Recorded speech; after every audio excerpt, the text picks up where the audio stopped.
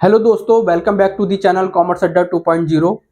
आप लोगों को पता होगा कि अगर कोई व्यक्ति अपने समाज में अच्छे काम करता है तो उसकी समाज में एक रेपुटेशन बन जाती है। उसी तरीके से जब कोई बिजनेसमैन अपने बिजनेस को अच्छे से चलाता है तो बिजनेस की भी अपने समाज में एक अच्छी रेपुटेशन बन जाती है। मार्केट में उसका एक अच्छा सा नाम हो जाता है।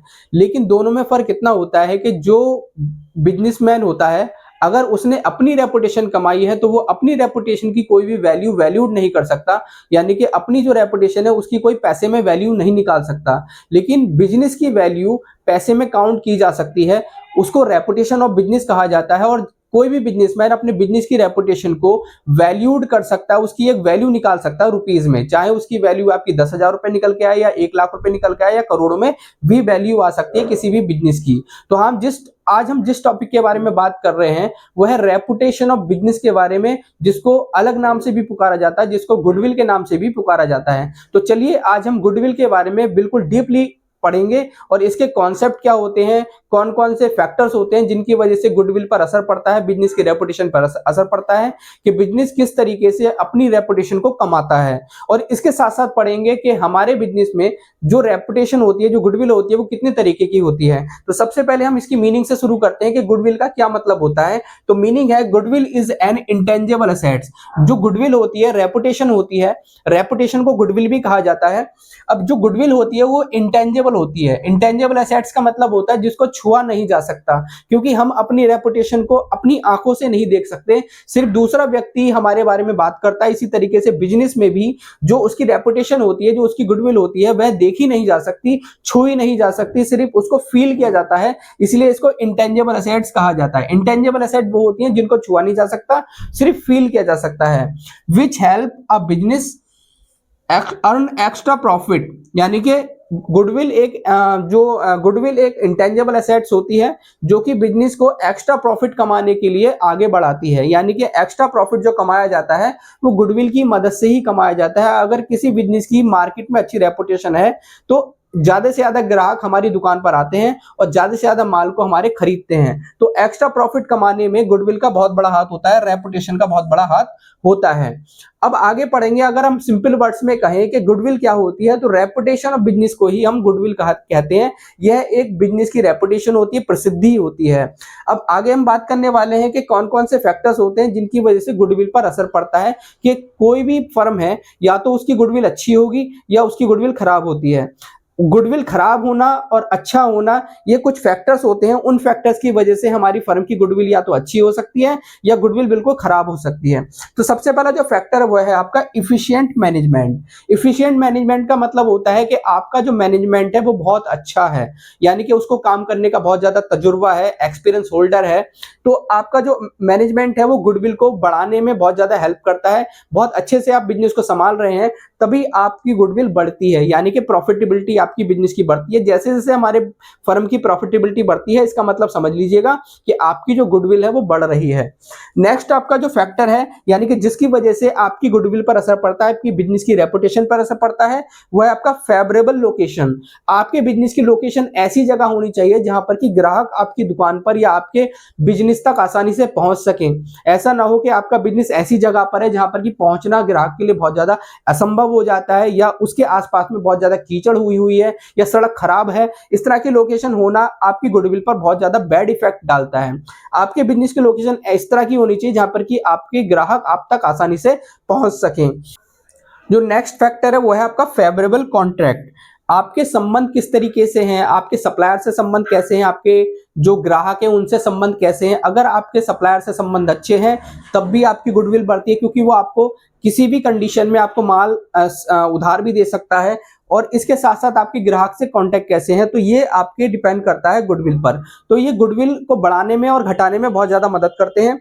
नेक्स्ट है आपका क्वालिटी। आप जिस प्रोडक्ट को बेच रहे हैं उसकी क्वालिटी कैसी है। अगर आप प्रोडक्ट की बैड क्वालिटी रखते हैं तो आपकी गुडविल कम हो जाती है, लेकिन अगर आप अपने प्रोडक्ट को अच्छा दिखा के उसकी क्वालिटी में इंप्रूवमेंट लाके उसको बेचते हैं तो आपकी गुडविल और ज्यादा इंप्रूव हो जाती है। नेक्स्ट है आपका आफ्टर सेल सर्विस। ये बहुत कम होता है कि कुछ ऐसे भी बिजनेसमैन होते हैं जो अपने प्रोडक्ट को एक बार बेच देते हैं, लेकिन सेल सर्विस बाद में जो सेल सर्विस दी जानी होती है वो प्रोवाइड नहीं कराते हैं। तो उस कंडीशन में क्या होता है कि गुडविल पर असर पड़ता है और गुडविल हमारी कम हो जाती है। सपोज कीजिएगा कि आपने एक मोबाइल फोन परचेज किया और मोबाइल फोन परचेज करने के बाद वो कंपनी जिसने मोबाइल बेचा है आपको, आपका मोबाइल खराब होने की कंडीशन में वो सेल सर्विस प्रोवाइड नहीं कराती, उसको सही नहीं करवाती है। तो उस कंडीशन में आप अगली बार उससे मोबाइल नहीं परचेज करेंगे, खरीदेंगे नहीं आपसे। तो इससे उसकी गुडविल पर असर पड़ेगा, उसकी सेल कम हो जाती है। वहीं अगर कोई भी बिजनेसमैन है आफ्टर सेल सर्विस प्रोवाइड कराता है, यानी कि प्रोडक्ट को बिकने के बाद भी आपको एक सर्विस देता है, तब आपकी गुडविल पर असर पड़ेगा और आपकी जो गुडविल है वो बढ़ जाती है। ठीक है, आपकी इससे सेल बढ़ जाती है।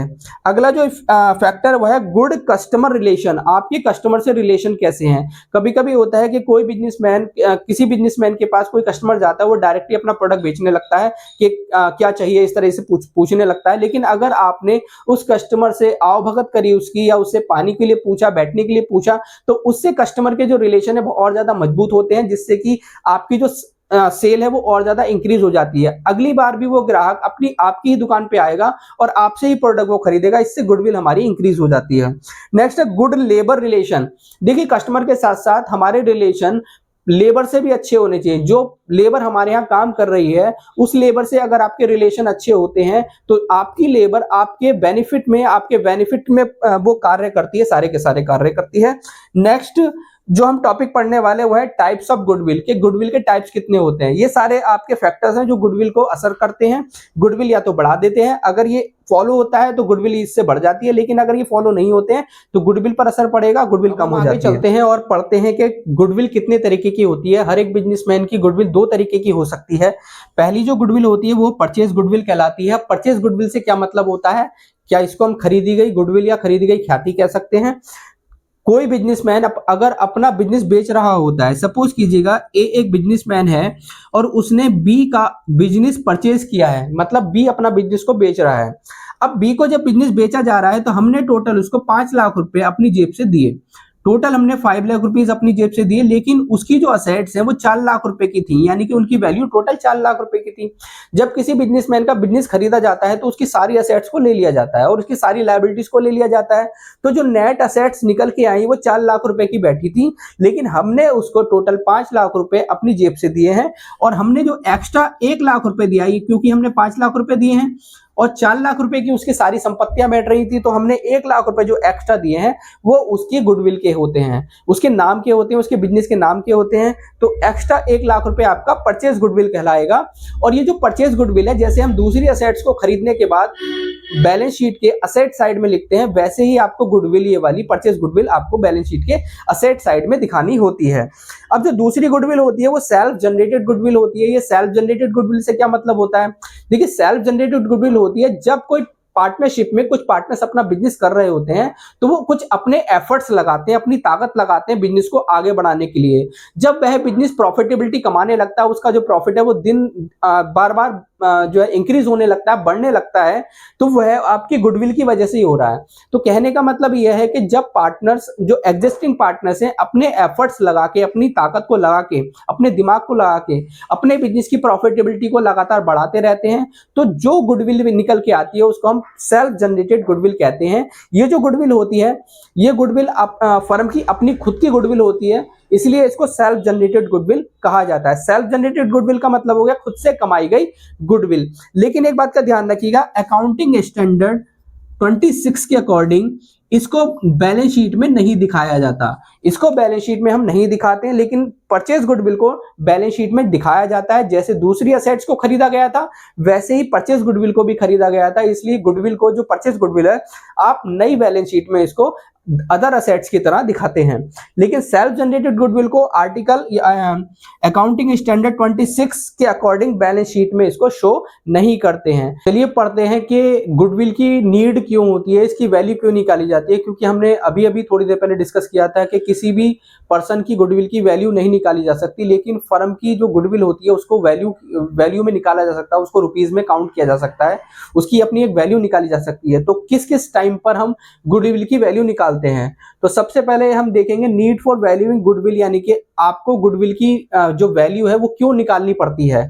तो सबसे पहला जो कारण होता है वो होता है when there is a changing in the profit sharing ratio, क्योंकि जो एग्जिस्टिंग पार्टनर्स होते हैं कभी-कभी अपना करंट वाला जो रेशियो होता है उसको चेंज करने के लिए सोचते हैं। सपोज ए, बी और सी दो तीन पार्टनर हैं, ये अपना प्रॉफिट 2:1 के रेशियो में डिवाइड करते हैं। अब उन्होंने सोचा कि हमारा जो न्यू प्रॉफिट शेयरिंग रेशियो है वो 1:1 और 1 हो जाएगा, यानी कि जो अपना प्रॉफिट शेयरिंग रेशियो ओल्ड वाला था उसको चेंज करके वो न्यू प्रॉफिट शेयरिंग रेशियो में जाना चाहते हैं। तब इस टाइम पर इनको अपनी गुडविल की वैल्यू निकालनी पड़ सकती है। तो इस टाइम पर अपनी गुडविल की वैल्यू निकालनी पड़ती है जब हम प्रॉफिट शेयरिंग रेशियो चेंज कर रहे हैं partners. At the time of admitted a new partner, जिस टाइम पर हम नए पार्टनर का एडमिशन करेंगे, कि हम अगर दो पार्टनर चल रहे थे कि पार्टनरशिप में ए और बी अपना काम कर रहे थे लगातार, वो पार्टनरशिप में चल रहे हैं, इन्होंने सोचा कि हम सी को जो नया पार्टनर है अब एडमिट कर लेते हैं, एक नए पार्टनर के तौर पे हम एडमिट कर लेते हैं। तो उस टाइम पर आपको जो गुडविल है उसकी वैल्यू काउंट करनी पड़ेगी, उसकी वैल्यू निकालनी पड़ सकती है। अब जो तीसरा कारण हो सकता है गुडविल की वैल्यू निकालने का वो है व्हेन अ पार्टनर रिटायर और डाई। जब पार्टनर अपनी फर्म से रिटायर हो जाता है या किसी पार्टनर की अचानक से मौत हो जाती है, तब भी हमें फर्म की गुडविल को निकालना पड़ता है, उसकी वैल्यू काउंट करनी पड़ती है। तो जिस टाइम पर पार्टनर रिटायर होगा या उसकी मृत्यु हो जाती है, किसी भी पार्टनर की मृत्यु हो सकती है, तो उस टाइम पर भी उसका जो रिप्रेजेंटेटिव होता है, डाई के समय रिप्रेजेंटेटिव होगा, उसको गुडविल का पैसा दिया जाता है, और रिटायरमेंट के टाइम पर उसी पर्सन को गुडविल का पैसा दिया जाता है जब वो रिटायर होकर जाता है। तब हमें गुडविल की वैल्यू निकालनी पड़ती है, फर्म की गुडविल की वैल्यू हम निकालते हैं। When partnership firm is sold, ये भी कारण हो सकता है कि अगर हम पार्टनरशिप फर्म को अपने सोल्ड कर रहे हैं, जो गोइंग कंसर्न होती है उसको हम लगातार चलाने के बावजूद भी उसमें प्रॉफिट नहीं हो रहा है या हो सकता है कोई लड़ाई झगड़ा हो जाए, तब पार्टनरशिप फर्म में पार्टनर डिसाइड कर लेते हैं कि अपनी फर्म को अब बेचना है हमें, तब बेचने की कंडीशन में भी गुडविल निकालनी पड़ती है। अगला जो होता है when a partnership firm is converted into a company, अगर पार्टनरशिप फर्म से कंपनी में बदल रही है, क्योंकि फर्म जो होती है वो पार्टनरशिप में चलती है, लेकिन अब वो अगर अपने कंपनी में चेंज कर रहे हैं उस फर्म को, तब भी आपको गुडविल की वैल्यू निकालनी होती है।